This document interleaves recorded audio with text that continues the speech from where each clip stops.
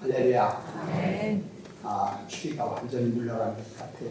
날씨가 얼마나 봄이 돼가지고 꽃꽃이를 한다고 그러는데, 여러분들 건강하시고 고난주를 맞이했는데, 고난의 주님의 은혜와 축복이 여러분과 함께 하시기를 예수의 이름으로 축원합니다. 오늘을 일러가지고 고난주일이라고 해요. 또 다른 말로는 종료주일이라고도 그래요. 종료라는 것은 우리가 별로 우리나라는 많지 않은 건데, 그게 무슨 뜻이냐? 종료주일이라는 말은 뭐고, 고난주일은 무슨 데서 온 거냐? 우리 소리들은 아는 분들은 알지만, 또 초보자들은 잘 그걸 모르기 때문에 조금 설명을 올려드리면, 예수님께서 사역을 이렇게 하시다가 마지막 예루살렘에 들어오시거든요. 예루살렘에서 체포돼가지고 재판받고 나가시잖아요. 마지막 예루살렘에 들어올 때에 그때 예루살렘 시민들과 거기 있는 많은 사람들이 전부는 아니겠지만 예수님 낙이 타고 어린 낙이 타고 예루살렘에 입성을 하시는데 길가에 많은 사람들이 나와가지고 환영을 하면서 호산나 다윗의 이름으로 오시는 이여 환영을 합니다. 이 환영하는데 아마 그들의 전통에서 그런 것이지 우리 같으면 그런 게 별로 많지 않은데 환영하는데 어떤 사람은 너무나 환영하는 마음을 어떻게 표현할 수 없어서 자기 입었던 옷을 벗어가지고 길에다 옛날에는 길은 뭐 뻔하잖아요. 지금은 아스팔트 길이고 뭐 이런 식이지만 옛날에 뭐 길이 뻔하지 않습니까? 그런가 하면 어떤 사람들은 종려나무 가지 있잖아요. 종려 가지를 꺾어가지고 와가지고 이것은 환영을 표시할 때 쓰는 건데 그걸 가지고 와가지고 예수님 가는 그 앞에 길에다가 막 깔아드리고 하면서 환영을 합니다. 그래서 예수님이 예루살렘에 들어가시는 것 환영할 때 종려 가지를 거기서 깔아드렸다고 해서 종려주일이라고도 해요. 그러니까 혹시 예수 믿는다고 하면 종려주일이 뭐냐 물어보거든. 나 모른다 그러면 경북중앙교회 교인이라고 하지 마요. 그런 이유를 알으라고. 그러고 이날을 고난주일이라고 그러잖아요. 예수님이 예루살렘에 들어오셔서 이번 주간에 예수님이 체포됩니다. 잡히고 그러니까 예수님 고발하고 고소한 사람들이 정식 집권자들이고 종교 지도자들이에요. 예수님을 고발하기 때문에 예수님이 체포당하고 끌려다니면서 재판하고 신문당하고 고통과 수모와 조롱을 당하고 그러잖아요. 이번 주간이 그게 이루어지는 주간이에요. 그리고 마침내 예수님께서 금주간 금요일날 십자가에서 운명을 하신 돌아가신다는 말씀입니다.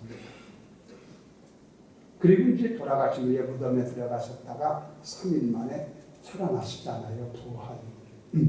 그래서 이번 주간을 일러가지고는 고난주간이라고 해요. 예수님이 고난당하신 주간이잖아요. 그래서 믿음을 가진 우리들은 예수님의 고난당하신 주간이기 때문에 의미있게 보냅니다. 어떤 사람들은 특이라도 아침마다 금식하는 사람도 있고 꼭 그러라는 건 아니지만 뜻있게 보내고 다른 데로 이렇게 하는 사람들도 있어요. 그리고 이번 주 금요일 날은 일러서 고난일이라고 그래요. 고난일. 예수님 고난당한 날이니까 고난일. 그렇게 얘기하거든요. 오늘은 고난주일로 얘기를 하고 그리고 다음 주일은 부활하신 날이니까 부활주일이 되고 할렐루야. 아시는 거지만 이런 걸 좀 상식적으로 알아두는 것이 신앙생활하는 데 도움이 되거든요. 어떻건 우리 예수님께서 이 세상에 오셔서 33년을 사셨다고 하잖아요. 그리고 공생에 실질적으로 역사를 한 것은 3년 동안 역사를 했다고 보거든요.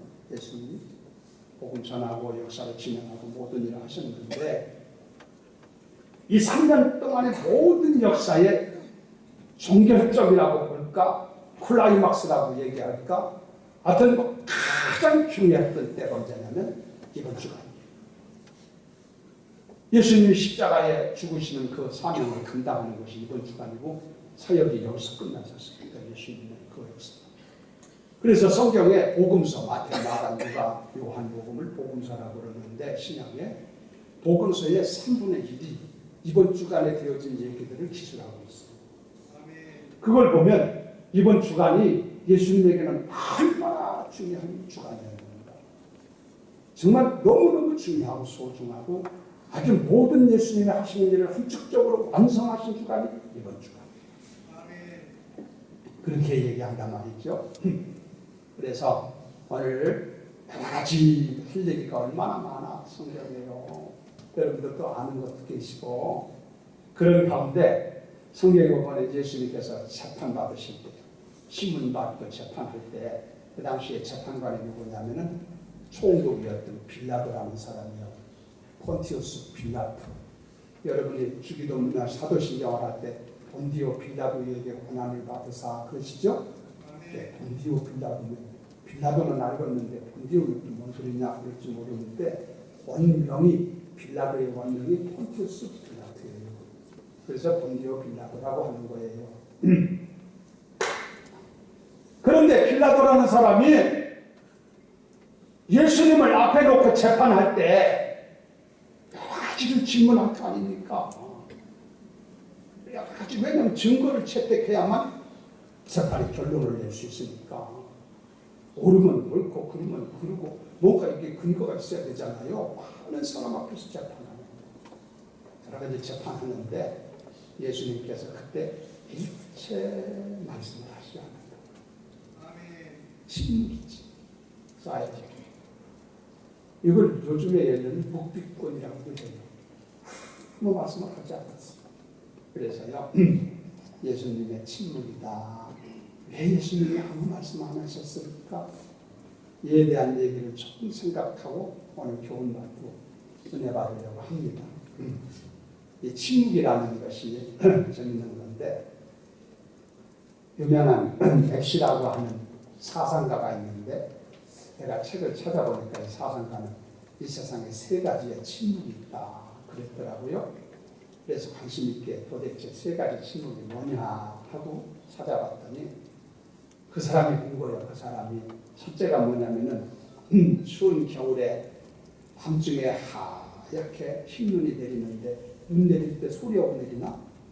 새벽에 가보면 소리 없이 눈이 내렸죠. 그래서 그는 말하기를 첫째는 하얗게 떨어지는 눈송이의 침묵이 있다. 시적인 얘기요. 그런가 하면은 또 무슨 침묵이 있냐고 그랬냐면은 새벽에 동이 트기 전에 1시간 동안이 그때가 더 어둡고 고요한 때거든요. 그래서 동 트기 전에 1시간의 침묵이 있다. 이런 얘기를 냅시라는 사람이 그래서 나름대로 잘 분간한 것 같아. 또 한 가지는 죽은 자의 침묵이 있다. 사람이 죽으면 말이 없어. 아무리 얘기해봐도 말이 없어.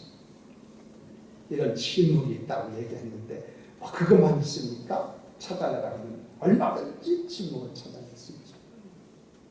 오늘 시대는요. 말이 많은 시대예요. 얼마나 많이 많은지 몰라. 옛날 같지 않고 옛날에는 그래도 사람들이 입이 무거웠는데 요즘에는 너무 입이 가벼워졌는데 왜냐하면 매스컴이 발달하다 보니까 자꾸 말들이 많아지고 또 이게 통신기기의 발전, 전화 있잖아요. 휴대폰 같은 거 특별히 이런 게 발전되다 보니까 아유 사람들이 왜 이렇게 말이 많아. 지나가는 사람도 보면은 정신 나간 사람 같이 뭐라고 중얼거리고 돌아다니고 전철을 타고 보면은 다 가만히 있는 사람 하나도 없어. 뭐라고 중얼거리고 얘기하고 누구하고 이렇게 말이 많아진 시대. 그래서 말이 많은 세상이다 보니까 말 없는 사람, 조용한 사람은 제쳐놓고 바보 취급하고 모자란 사람 취급하고 이런 시대가 오늘의 시대가 아니냐 이런 생각을 해본다는 거죠. 그런데 오늘 앞에서 얘기 드렸습니다만 예수님께서는 재판정에서 빌라도라는 사람이 재판하는데 이 빌라도가 재판하면서 여러 가지 물을 거 아닙니까? 고발한 사람들이 있으니까 거기에 보면 그 당시 종교 지도자들 제사장이라든가 바리새인이라든가 서기관이라든가 이런 사람들이 예수님을 고발했으니까 재판이 이루어지는 거 아닙니까? 고소인이 있으니까. 그러니까 빌라도는 그걸 증거를 세워야 될 거 아니에요. 물어보고 그래서 내가 유대인의 왕이냐? 왜냐면 사람들이 유대인의 왕이라고 했으니까 진짜 내가 유대인의 왕이냐? 그 물어봐요. 예수님만 한 번만 하자. 네가 하나님의 아들이냐? 물어보겠지. 고소한 내용을 가지고 예수님은 일체 말하자. 그렇다고 하는 것도 아니고 아니라고 하는 것도 아니고 답을 안 해. 자, 그러면 예수님께서 그 삼엄한 재판석에서 빌라도가 재판하는데 왜 아무 말을 하지 않으셨을까? 왜 그렇게 침묵하셨을까? 거기에 주님의 깊으신 뜻이 계신 줄로 믿습니다.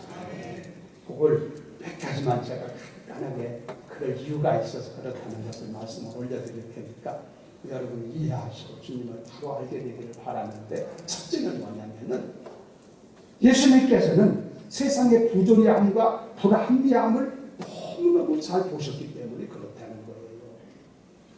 무슨 얘기냐면 예수님은요, 원래 재판이라고 하는 자체가 죄인을 불러다 놓고 하는 게 재판이에요.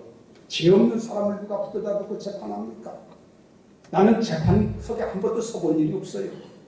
내가 세상 법정에 설 만한 죄를 범한 일이 없으니까 내가 세상의 법정에 설 리가 없잖아요. 나를 끌어갈 자가 아무도 없잖아요. 죄인을 갖다가 놓고 죄를 바라는 것이 재판정인데, 여러분 우리 예수님은 무슨 죄가 있습니까? 성경에 보면 예수님은 유혹을 받으셨으니 죄가 없으시니라고 그랬고, 예수님은 근본적으로 하늘로부터 온 분이기 때문에 원죄도 없는 분이에요. 예수님은 죄가 없는 분이신 줄로 믿습니다. 그리고 예수님께서 실제적으로 사는 삶의 현장을 우리들이 쭉 성경을 통해서 보면요, 우리 예수님께서 무슨 잘못된 일을 하거나 섭섭한 일을 하거나 사람에게 좀 오해스러운 일을 한 일이 없고, 예수님께서는 말 한마디 한마디가 복된 말씀이고, 병든 자를 위로해주고 치료해주고, 약한 자를 세워주고 힘이 되어주고, 선한 일, 의로운 일, 거룩한 일, 주님은 성품이 그런 분이니까 세상에 살면서 생각하는 거나 행동하는 거나 모든 면에 남을 사랑하는 마음으로 남을 위해서 이렇게 착하고 아름답게 선하게 살으셨어요. 믿으면 아멘. 그런데 이분이 무슨 죄가 있냐? 근데 왜 이분이 여기 재판장에 와서 앉아있나? 더군다나 사형을 지금 집행하는 문제 속에 앞에 이 자체는 얼마나 세상이 부조리하냐, 얼마나 불합리하냐, 이걸 집증하는 거란 말이에요. 예수님은 그러셨는데 당시에 종교 지도자들을 비롯해서 그 당시에 정치하는 사람들 다 한 패거리가 돼가지고 예수님을 시기하고 질투하고, 그래서 예수님을 완악한 인간들이 어떻게든지 그걸 꺾어내려고 없애버리려고, 예수님이 계시니까 자기들이 할 일을 못하는 거예요. 자기들이 지탄을 받는 거예요. 그러니까 저분이 없어야만 된다고 생각을 했겠지. 그래서 어떻게든지 사람까지 모아놓고 이렇게 하잖아요. 군중들까지도 예수님께서 재판하는 장면을 보면은 좀 놓아주려고 하니까 막 사람들이 손을 들며 그러시 와 십자가에 못 박으라고 막 소리를 치게 만들죠. 이러잖아요. 자, 이걸 판국인데 지금 거기가 지금 불합리와 불법이 아주 판을 치는 거기서 예수님이 아니라고 변명을 한 게 말이 통하겠습니까? 여러분 거기서 무슨 얘기를 한들 거기서 말이 되겠습니까? 다 산지가 등등해가지고 어떻게든지 해서 예수님 특집만 잡아가지고 예수님을 십자가에 못 박으려고 하는 그런 판국인데, 예수님이 무슨 말 하겠냐 이거요.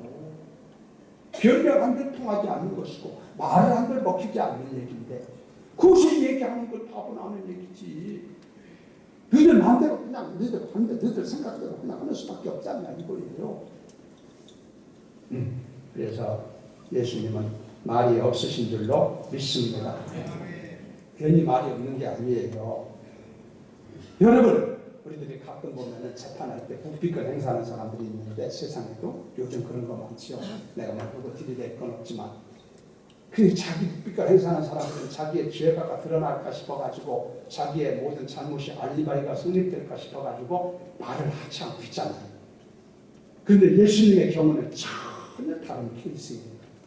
예수님은 실제적으로 죄가 없는 분인데 갖다 놓고 막 이것저것 뒤집어 씌워가지고 예수님을 십자가에 못 박아 죽이려고 아주 지금 설지가 병들해가지고 이러고 있는데 그것이 뭘 말하겠냐는 거예요.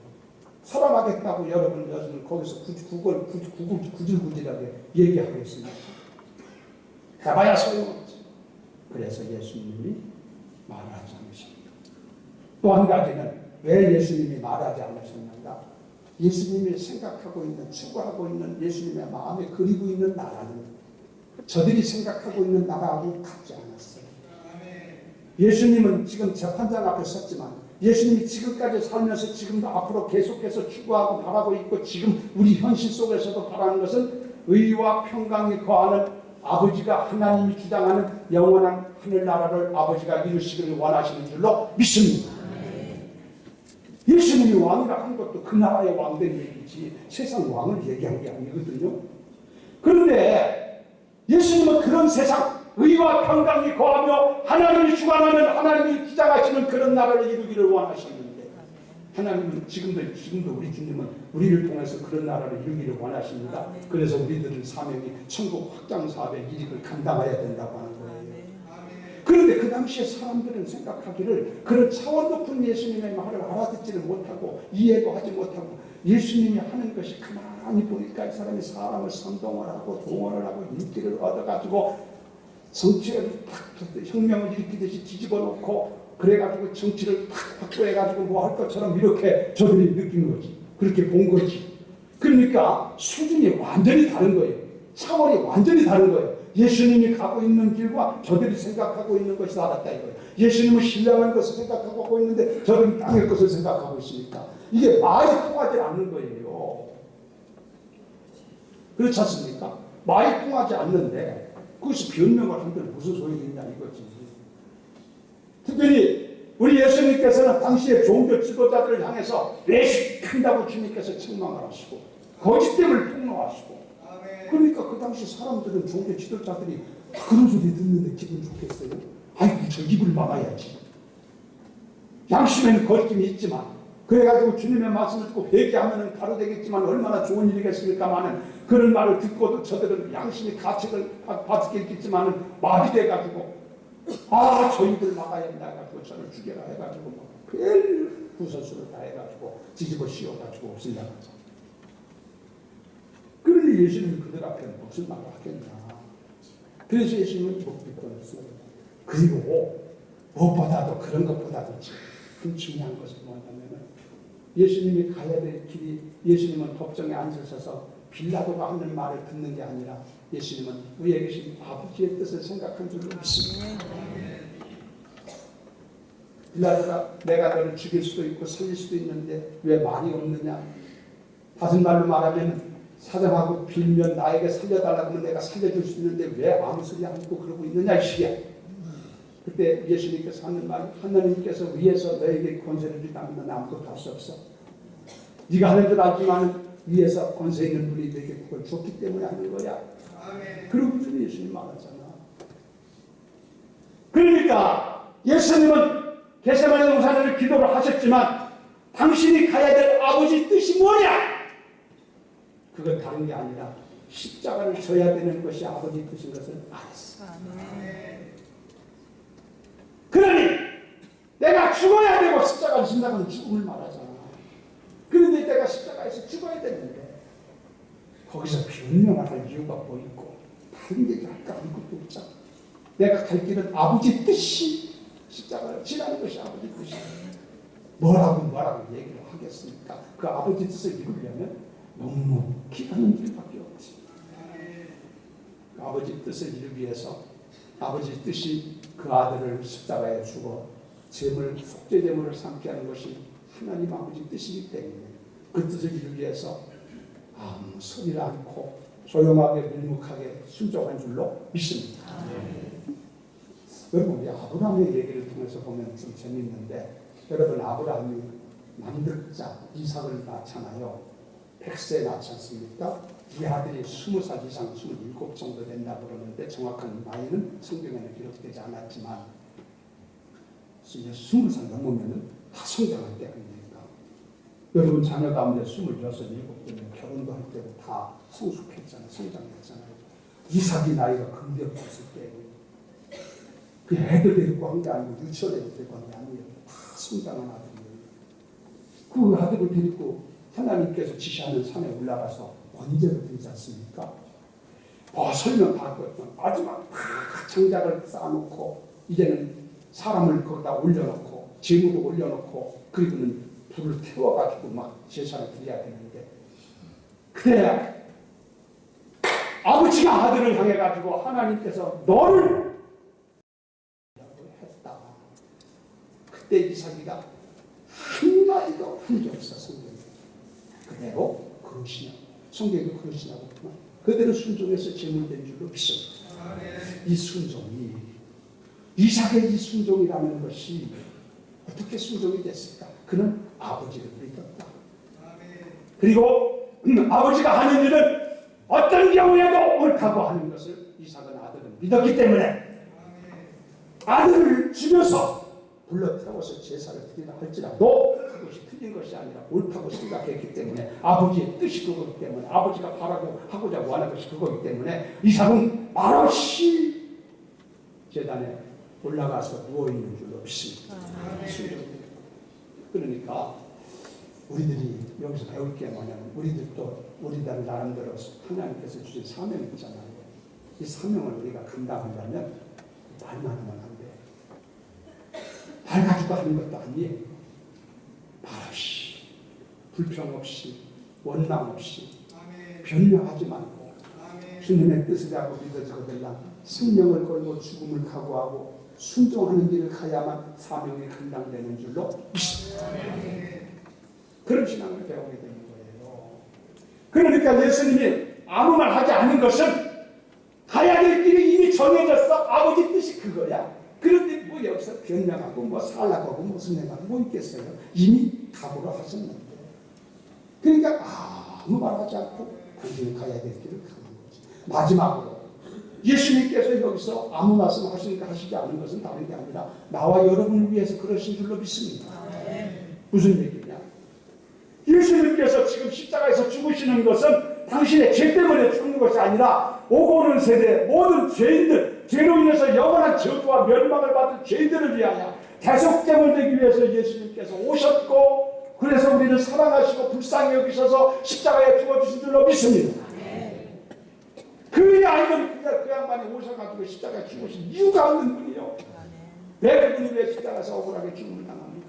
다른 게 아니라 오건에서 여러분과 나 우리들의 죄를 대신해서 구원하십니다. 우리에게 영원한 저주와 멸망에서 건져주시기 위해서 십자가를 져야 되기 때문에 예수님은 말없이 순종하시면서 그 길을 가신 줄로 믿습니다. 그러니까 십자가의 길에는 하나님의 은혜가 있고 하나님의 놀라운 사랑이 있는 것이죠. 여러분과 나를 얼마나 사랑하셨으면 말없이 변명하지 않고 고통의 길, 수모의 길, 억울한 길, 답답한 길, 죽음의 길인데 그 길을 예수님께서 너무 하늘을 간다는 거예요. 여기에 주님이 우리를 향한 사랑이 있는 줄로 믿습니다. 우리를 불쌍히 여기고 우리를 구원하시고자 원하시는 열망이 부족합니다. 그래서 예수님은 재판석에서 아무 말 하지 아니하고 결국은 예수님은 넘김을 당해가지고 끌려가서 십자가에 죽음을 당하셨어요. 그러니까 주님의 이 같은 묵묵한 그 순종 속에 하나님 아버지 뜻을 추구하는 그런 아름다운 마음이 거기 있고 우리를 구원하시고자 원하는 사랑하는 긍휼히 여기시는 아름다운 마음이 그 속에 있기 때문에 우리 예수님은 말없이 순종의 길을 가신 줄로 믿습니다. 그러면 우리들은 여기서 무엇을 말해야 되느냐? 첫째는 다른 거 없어요. 예수님께서 날 구원하시려고 날 살려주시려고 그래서 예수님이 이렇게 말없이 순종의 길을 가셨구나 감사하구나 할렐루야. 그걸 생각하고 우리들이 할 것은 그 예수님을 나의 주님으로 믿는 거예요. 여러분이 한 사람 한 사람이 예수님이 그렇게 십자가에 죽으셨구나 저분이 나를 사랑하시고 나를 위해서 이렇게 죽으셨구나 구원의 길을 열었었구나 우리가 믿는다면 여러분이 그 예수를 구주로 믿으시기를 예수 이름으로 축원합니다. 내가 믿지 아니하면 완전 소용없는 일이 되버리고 말잖아. 내가 믿을 때 주님이 하신 일이 보람 있는 것이고 그 일을 위하여 우리는 구원받을 것이고 그래서 우리는 믿는 자가 되어야 될 줄로 믿습니다. 고난 주일에 우리가 주님 앞에 드릴 선물 중에 하나는 주님은 나의 구주십니다. 그 고백할 수 있는 마음. 그런 의미에서 한번 하세요. 주님은 나의 구주십니다. 믿습니다. 할렐루야. 그 주님 얼마나 기뻐하시겠어요. 주님이 십자가에 돌아가신 보람을 느끼실까 합니다. 또 한 가지는 우리가 이런 날을 맞이해서 알 것이 뭐냐면 주님이 나같이 천번만번 죽어 마땅하고 저주와 멸망을 받아야 좋은 죄인인데 날 구원하기 위해서 그렇게 희생을 하셨고 날 사랑하시고 나를 향해서 이런 참 은혜를 베풀으시고 그 은혜가 너무나 크고 너무나 귀하구나. 그걸 깨달아야 돼. 할렐루야. 내가 이걸 말로 설명할 수가 없어. 주님이 나를 향한 사랑, 나를 향한 그 은혜가 너무나 뜨겁다. 믿으면 아멘. 그것을 알고 그럼 우리는 어떻게 살아야 돼? 그 은혜에 보답하는 마음으로 살아야 될 거 아니야. 그 은혜를 생각하고 감사하는 마음을 가지고 그 은혜에 보답하는 마음으로 우리의 남은 삶을 나도 주님을 사랑하고 주님을 의지하고 주의 말씀에 순종하고 주신 사명을 감당하고 최선을 다하여 우리의 인생을 주의 뜻에 합당하도록 주님 기뻐하도록 살아가는 삶을 살아가야 주님이 기뻐하시고 복되시고 주님께서 참으로 보람을 느끼실 줄로 믿습니다. 그 고난주일에 우리가 완전히 그런 걸 배워야 돼요. 그래서 그렇게 살아야 돼요. 이거 안다고만 되는 문제가 아니라니까. 내 삶이 변화가 될 필요가 있어요. 주님의 크신 사랑을 내가 깨닫고 내가 아무렇게 살 일이 아니구나. 그 은혜와 사랑에 내가 보답하는 마음으로 그 은혜 사랑에 내가 지금 어떻게 받느냐고 답하는 심정으로 내가 살아야 되겠구나. 그런 마음을 여러분이 품는다면 오늘 고난주일이 의미가 있는 줄로 믿습니다. 그리고 마지막으로 하고 싶은 얘기는 우리가 복음을 전하는 사람이 되어야 될 줄로 믿습니다. 예수님이 십자가에 돌아가서 영혼 구원하고 인생을 구원하기 위해서 하신 거 아니겠어요? 그 구원 우리들은 믿고 우리는 구원받았는데 주님은 만민이 다 구원받기를 원하고 땅 끝까지 들어 이 복음이 전파되기를 원하고 모든 사람이 다 구원받기를 원하시는 줄로 믿습니다. 그런데 그렇게 구원의 역사를 이루는 것은 전도의 미련한 것을 통해서 한다고 했거든요. 나만 구원받았다고 좋아하고 그럴 것이 아니라 먼저 그것이 있어야 되겠지만 아직도 주님을 알지 못하고 멸망으로 달려가고 저주의 길에 서 있는 자들을 불쌍히 여기고 우리도 그들에게 어떻게든지 해서 예수를 만나게 하고 그 예수를 믿음으로 말미암아 그도 구원받을 수 있도록 한다면 예수님이 십자가에서 죽으신 보람을 느끼실 것이고 기뻐하실 줄로 믿습니다. 그것이 우리가 해야 될 일들이라 이거예요. 고난주일에 제가 승찬식이 있어서 여기까지 말씀을 드립니다만은 예수님이 괜히 그렇게 침묵하고 어리석은 자와 같이 힘없는 자와 같이 무능한 자와 같이 당한 게 아니에요. 예수님은 그 길을 가야만 되기 때문에 아버지 뜻이 그러하고 우리를 구원하시려는 당신의 마음의 열망이 거기 있었기 때문에 예수님은 그 길을 묵묵하게 십자가의 길을 가신 줄로 믿습니다. 얼마든지 그분은 살 수 있는 길을 보내시고 얼마든지 해결할 수 있는 길이 있지만 이 길을 가지 않으면 구원의 역사가 나타나지 않기 때문에 그 길을 예수님이 가신다는 말입니다. 할렐루야! 주님께 우리 감사의 박수를 한번 올려드립니다. 이제 우리는 그 주님을 믿고 그 주의 은혜에 보답하는 마음으로 살 것이고 나가 더 많은 사람이 그 은혜를 깨닫고 주 앞에 돌아와 구원받을 수 있도록 그런 일을 하기 위해서 힘써야 될 줄로 믿습니다.